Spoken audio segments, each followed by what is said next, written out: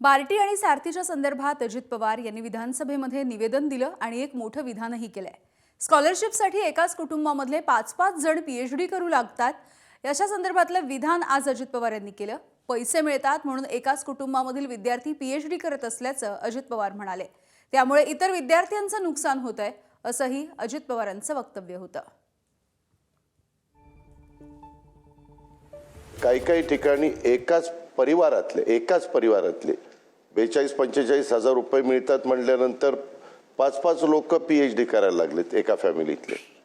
आणि मी मधीच माहिती घेतली तर ह्या ठराविक विद्यार्थ्यांच्या करता कित्येकशे कोटी रुपये जात आहेत आणि 4 लाख विद्यार्थ्यांच्या करता म्हणजे ह्यांच्या करताच रक्कम इतकी मोठी जाते आणि बाकीच्यांच्या करता अतिशय म्हणजे 50% पेक्षा जास्त रक्कम इकडे जायला लागल्यात आणि विद्यार्थ्यांची संख्या कमी आहे।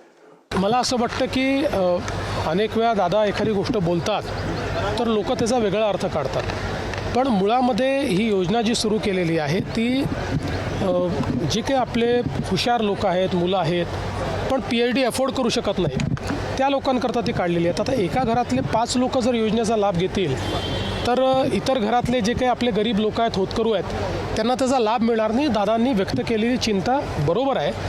या संदर्भात योग्य अशा प्रकारे आपल्याला त्या ठिकाणी निर्णय करावा लागेल। एबीपी माझा, उघडा डोळे बघा नीट।